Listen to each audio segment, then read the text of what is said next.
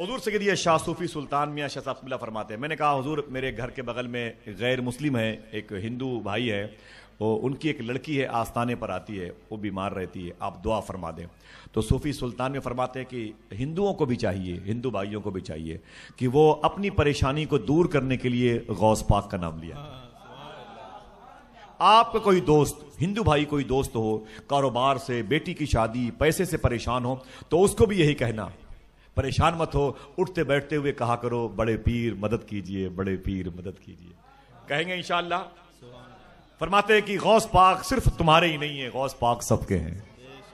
ہندو بھائیوں سے کہو، پڑوسیوں سے کہو، کوئی پریشان ہو، میں کہاں جاؤں تو کہنا تم غوث پاک کا نام لیا کرو۔ کس کا نام؟ غوث پاک کا نام۔ مصیبت میں غوث پاک کو بلایا کرو۔ سبحان اللہ، انشاءاللہ غوث پاک اس کی مدد فرمائیں گے۔ ایک لڑکی تھی، وہ بھی غوث پاک کے نام پر لنگر کرتی تھی، ہر جمعرات کو بڑی بھیڑ ہوتی تھی اس کے لنگر میں۔ اس کے گھر کے بغل میں اس کی ایک سہیلی تھی، وہ ہندو لڑکی تھی، ہندو بھائی کی بیٹی تھی۔ وہ لڑکی نے ایک مرتبہ آ کے کہا کہ میری بہن کیا بات ہے، تم جمعرات کو کیا کرتی ہو؟ اس نے کہا کہ بڑے پیر کی لنگر کرتی ہوں۔ کہا یہ بڑے پیر کون ہے؟ کہا یہ بغداد کے بہت بڑے بزرگ ہیں۔ کہا بزرگ کسے کہتے ہیں؟ کہا سمجھ لو جیسے بغداد کے راجکمار ہیں۔ کیا کہا؟ بغداد کے۔ کہا ان کو آپ کیوں یاد کرتی ہیں؟ کہا یہ مصیبت میں کام آتے ہیں۔ جس کا دل لگے وہ بول دے سبحان اللہ۔ مصیبت میں کام آتے ہیں کہ نہیں آتے؟ آپ کی مصیبت آپ کی زبان پر بعد میں آتی ہے، غوث پاک کا کرم پہلے آتا ہے۔ ہاں، کہتے یہ غوث پاک کون ہے؟ بولے یہ مصیبت میں کام آتے ہیں۔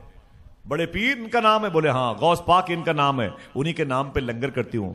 تو وہ جو ہندو لڑکی تھی وہ بھی چپ کے غوث پاک کو بلانے لگی، اٹھتے بیٹھتے ہوئے بڑے پیر کرم فرمائے، بڑے پیر کرم فرمائے، بڑے پیر کرم فرمائے۔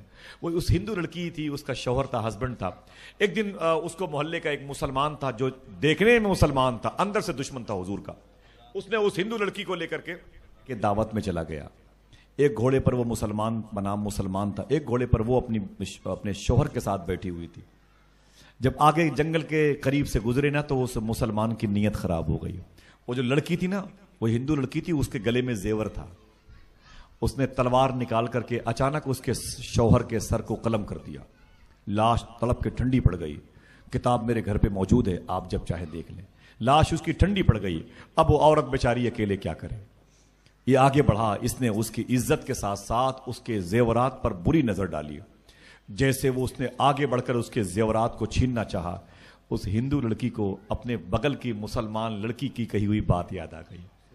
بولے یہ بغداد کے راجکمار ہے، یہ کیا کرتے ہیں؟ بولے یہ مصیبت میں کام آتے ہیں۔ آئے ہندو لڑکی تھی، اس نے کہا اے بغداد کے راجکمار، میں مصیبت میں ہوں، میری مدد فرمائیے۔ خدا کی قسم کتاب میں لکھا ہوا ہے۔ اتنا کہنا تھا کہ سامنے ایک قافلہ آیا، اور قافلے میں سب سے آگے ایک عظیم انسان تھا، اس کے ہاتھ میں ایک تلوار تھی۔ اس نے اس شخص کا جو مسلمان تھا لیکن اندر سے اس کے دل میں حضور کی محبت نہیں تھی، اس کی گردن الگ کر دی اس کے جسم سے، اور لڑکی کے پاس آ کے بولے بیٹی کیا بات ہے، تو نے کیوں مجھے بلایا ہے؟ تو نے مجھے کیوں بلایا ہے؟ کہا سرکار اس ظالم نے مجھ پر ظلم کیا، میرے شوہر کی لاش تڑپ کے ٹھنڈی ہو گئی۔ فرماتے ہیں کہ ابھی میں ہوں نا، اس کے قریب گئے وہ بزرگ، آپ نے رب کا نام لیا، اور پھر اس کٹے ہوئے سر میں جسم سے جڑنے کے بعد اللہ نے زندگی پیدا فرما دی۔ دونوں میاں بیوی واپس آ گئے۔ جس کی لاش وہاں پر تڑپی تھی اس کی بیوی اس سے گھر آ گئی۔ میرا شوہر تمہارے ساتھ گیا تھا، تو دونوں نے کہا تمہارے شوہر نے بدتمیزی کی تھی، میرے شوہر کی گردن مار دی تھی، بعد میں پتہ نہیں کن لوگوں نے اس کی گردن مار دی، اور پھر میرے شوہر کو زندہ کر دیا۔ کیس پہنچا بادشاہ کے پاس۔ جب میاں بیوی بلائے گئے تو بادشاہ نے کہا یہ پہلی نہ بجھاؤ، یہ کہانی نہ بجھاؤ، بتاؤ صحیح بات کیا ہے؟ تو میاں بیوی نے کہا کہانی نہیں، یہ صحیح یہی ہے، حقیقت میں یہی ہے، ایسا ہوا ہے، اس نے میرے شوہر کا قتل کیا ہے، پھر کسی نے اس کا قتل کیا، اور جس نے اس کا قتل کیا اس نے میرے شوہر کو زندہ کیا ہے۔ اتنی گھما پھرا کے داستان سنی تو بادشاہ پاگل ہو گیا۔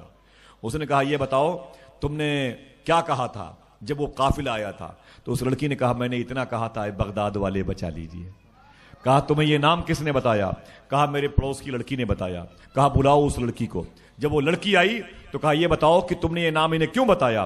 کہا اس لیے کہ مصیبت میں کام آتے ہیں۔ کہا یہ بتاؤ کہ وہ جو قافلے میں لوگ تھے تم نے ان میں سے کسی کو پہچانا؟ تو وہ کہتی ہے میں کسی کو نہیں پہچانتی۔ ہاں اس قافلے میں ایک بوڑھا تھا جو اس قافلے میں اس مین انسان کے پیچھے تھا، میں اس کو پہچانتی ہوں۔ کہا وہ کہاں رہتا ہے؟ کہا وہ ہر جمعرات کو میری اس سہیلی کے ہاں لنگر میں آتا ہے۔ کہا وہ کہاں رہتا ہے؟ کہا وہ گھور کے پاس جہاں غلاظت پڑی ہوئی ہے، کوڑے کباڑ جہاں ہیں وہاں رہتا ہے۔ اب اس کو بلایا گیا، وہ فقیر آیا، بیٹھ گیا دربار میں۔ بولے مجھے کیوں بلایا گیا؟ بولے پوری کہانی سن کے بتاؤ ماجرا کیا ہے۔ اس فقیر نے کہا جو میاں بیوی ہندو لوگ کہہ رہے ہیں نا، ہندو بھائی میاں بیوی کہہ رہے ہیں، یہی صحیح ہے، یہ دھوکہ ہے، مسلمان کی طرف سے غلطی ہے۔ تو اس فقیر سے بادشاہ نے کہا صحیح بتاؤ یہ ماجرا کیا ہے؟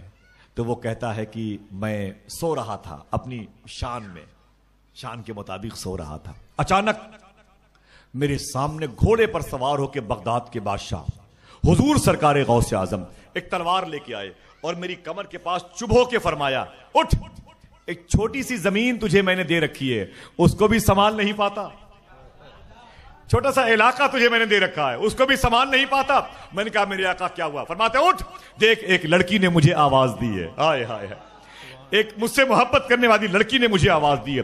میں تڑپا غوث پاک کے پیچھے پیچھے آیا، تب یہ سارا واقعہ پیش آیا۔ سن، اگر پریشان کرو گے تو بغداد والے یہاں بھی آ سکتے ہیں، ہائے ہائے، اللہ اللہ، مصیبت میں کام آتے ہیں غوث اعظم، پریشانیوں کو دور کرتے ہیں غوث اعظم۔